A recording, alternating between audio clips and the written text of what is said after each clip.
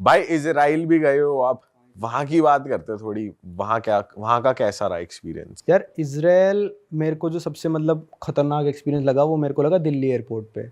Israel की Airways है L आल Airways, उनकी एयरवेज का नाम है, जैसे एयर इंडिया है अपनी। तो एल आल एयरवेज जहाँ से भी उड़ती है, जिस भी एयरपोर्ट से एल आल एयरवेज उड़ के इसराइल जाती है, उस एयरपोर्ट पे इसराइल के सीक्रेट स्टाफ वाले खड़े होते हैं। और सबको, मेरे को पता नहीं था पहली बात ये, बाद में जाके पता चला मेरे को, वो खड़े हैं वहाँ पे। जैसे ही आप चेक इन काउंटर पे जाओगे ना, आप चेक इन काउंटर पे जा ही नहीं सकते। पहले आपको पासपोर्ट अपना उसको देना पड़ेगा, उस बंदे को, वो सारी चीज़ पूछेगा। जितने भी मुस्लिम देश आप गए हो वो सारों के नाम लेगा। जैसे मेरे पासपोर्ट में 5-6 देश थे उस टाइम पे, सबका नाम लिया, इस यहाँ क्यों गया, यहाँ क्यों गया, यहाँ क्यों गया, यहाँ क्यों गया। तो वो तब आपको बोर्डिंग करने देंगे जब वहाँ पे दिल्ली एयरपोर्ट पे क्लियर हो जाएगा कि मैं कुछ गलत काम नहीं करने जा रहा हूँ उनके प्लेन में। उनके जो प्लेन है एल आल एयरवेज के, उसमें काउंटर मेजर्स लगे हुए हैं। मतलब जैसे मिसाइल हमने छोड़ दी ना प्लेन पे, नॉर्मल पैसेंजर जेट पे छोड़ेगा क्या करेगा, वो उड़ जाएगा वो तो। पर उनके प्लेन में वो लगे हुए हैं पटाखे से जो निकलते हैं, जिसमें मिसाइल कंफ्यूज होकर उन पटाखों में लग जाती है और उनका प्लेन सेफ रहता है। मिसाइल डॉज हो जाती है? हाँ, मिसाइल डॉज हो जाती है, जैसे मूवीज में देखा होगा, जैसे फाइटर वो करते हैं।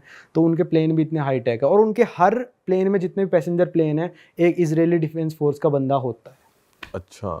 और ये सब इसीलिए क्योंकि वो इतने सारे उनके जो मुस्लिम जो हाँ, तो इसराइल का ऐसा है ना भाई कि चारों तरफ से जो देश घिरा हुआ है वो मुस्लिम देशों से घिरा हुआ है। प्लस जितने भी दुनिया के सारे मुस्लिम देश हैं, सब लोग इसराइल को हेट करते हैं। वो रिकॉग्नाइज नहीं कर रहे ना कि इसराइल एग्जिस्ट भी करता है। पाकिस्तान के पासपोर्ट पे तो ये लिखा है, this passport is not valid for Israel.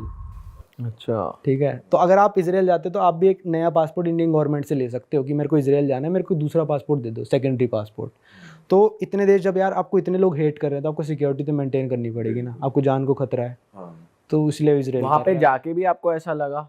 नहीं यार, वहाँ पे, हाँ, वहाँ पे जाके ऐसा था कि ना, वहाँ पे हर बंदे को डिफेंस में सर्व करना पड़ेगा, क्योंकि उनको पता है जिस दिन सारे मुस्लिम देशों ने हम पे अटैक किया, ये मतलब कहने वाली बात है, वैसे सब ने अटैक किया, तो पूरी जनता सारी AK-47 लेके खड़ी हूँ। वहाँ पे लड़कियां ना बस में, जैसे 20-25 साल की लड़कियां AK-47 बस में लेके चल रही हैं, मेरे साथ खड़ी हैं। नॉर्मली बस में, नॉर्मल पब्लिक ट्रांसपोर्ट में ट्रैवल कर रही है, मेट्रो में ट्रैवल कर रही है, बस में ट्रैवल कर रही है। तो पूरे टाइम डर में रहना हो गया बेसिकली, कि डर में कभी भी मार सकता है कोई भी आपको, तो भाई गन लेके घूमो। नहीं, वो नहीं है, मतलब वो तो ऐसा है कि अपने प्रैक्टिस पे भी जा रहे हैं, तो पब्लिक ट्रांसपोर्ट में मशीन गन लेके जा रही हैं वो। मतलब वहाँ सेफ है पूरा, इसराइल अंदर से पूरा सेफ है। और वहाँ के लोग अच्छे हैं, बात करते हैं? इंडिया का तो भाई बहुत रिस्पेक्ट है, मैं बताऊं तो पूरी दुनिया में इंडिया की इतनी रिस्पेक्ट है ना, मेरे को नहीं लगता किसी देश की रिस्पेक्ट है जितनी इंडिया की है। हर देश में रिस्पेक्ट है इंडिया की।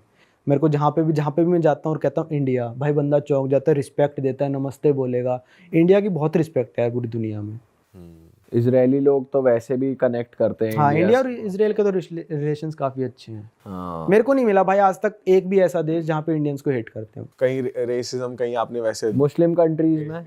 मुस्लिम कंट्रीज में हो जाता है कई बार कि जैसे एग्जांपल देता हूँ मैं, कि जैसे हम ना उज़्बेकिस्तान में थे, हमने एक टैक्सी करी, और ऊबर वगैरह सिस्टम नहीं था वहाँ पे, नॉर्मल बात करके करी। उसने वहाँ की करेंसी 1 लाख बोली कि 1 लाख की आपकी टैक्सी पड़ेगी यहाँ से यहाँ तक 8.2 पॉइंट। तो भाई हमने कहा ठीक है। अब रास्ते में वो बंदा ना, हम 3 जने थे, एक मेरे साथ सरदार जी थे, एक 2 दोस्त और थे मेरे, हम सारे हिंदू थे, पाजी सिख हो गए, वो बंदा मुस्लिम था। तो पूरे रास्ते हमसे वो क्या पूछता है कि आपका रिलीजन क्या है।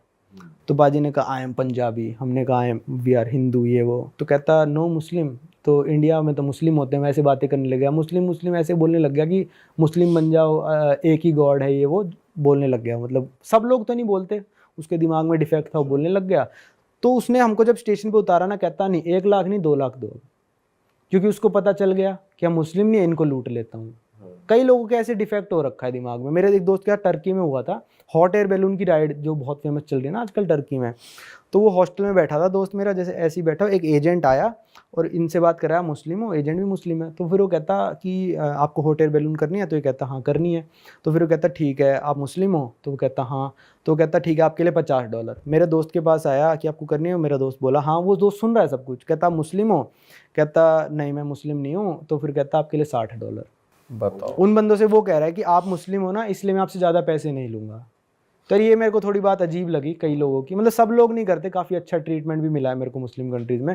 और सबसे ज़्यादा हॉस्पिटेबल जो कहते हैं वो मुस्लिम कंट्रीज़ हैं। ईरान बहुत ज़्यादा हॉस्पिटेबल है, अफगानिस्तान के लोग इतना मानते हैं इंडियंस को, जबकि वो मुस्लिम है, पाकिस्तान से हेट करते हैं और इंडियन से लव करते हैं अफगानिस्तान के लोग जो तालिबान है।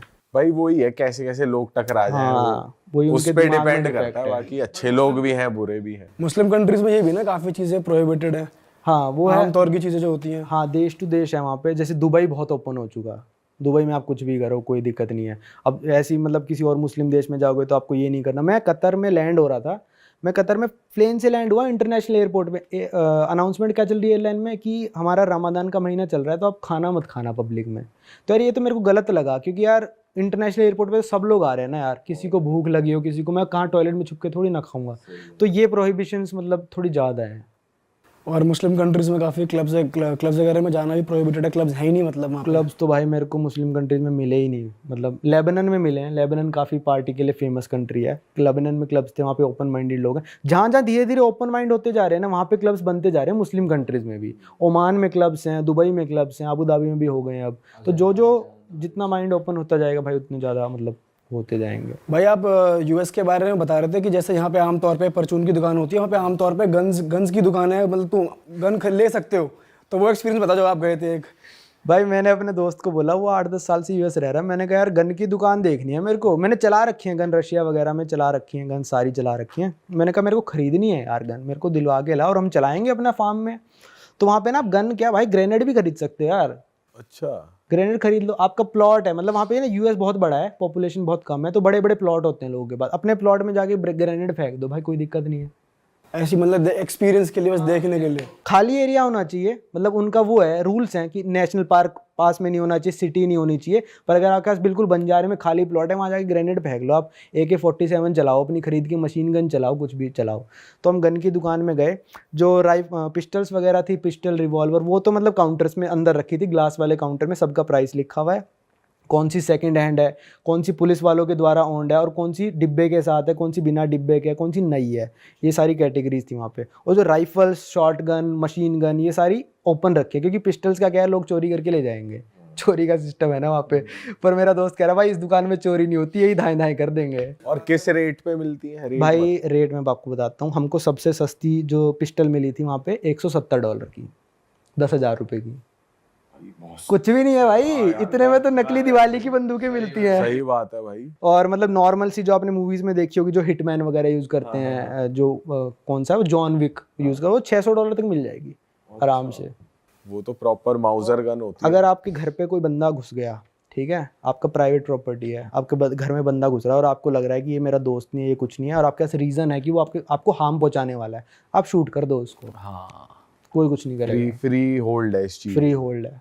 वहाँ पे अगर लिखा है ना this is private property, no trespassing, और अगर आप घुस गए, बंदे ने देख लिया, उसका दिमाग सटक गया कि मैं तो इसको गोली मारूंगा, मार देगा गोली। बेशक कोई गलती से ही घुस गया, कुछ देख रहा हो या हाँ, अगर उसका दिमाग सटका, आप उसकी प्राइवेट प्रॉपर्टी में घुस चुके हो, वो आपको गोली मार देगा। अरे वाह, आपने ये वीडियो यहाँ तक देख ली भाई, तुमने हमारी मेहनत सफल कर दिया। तुम ही लोग हो असली रियल हिट। और अगर आपको बहुत मजा आ रहा है ऐसी क्लिप्स में, ऐसी वीडियोस में, तो फटाफट जाइए प्लेलिस्ट पे, बिंज वॉच कीजिए और सारी वीडियोस देख डालो और मौज काटो। That is it. हम मिलेंगे नए पॉडकास्ट में, नए क्लिप में। Till then bye bye, see you, take care, do subscribe.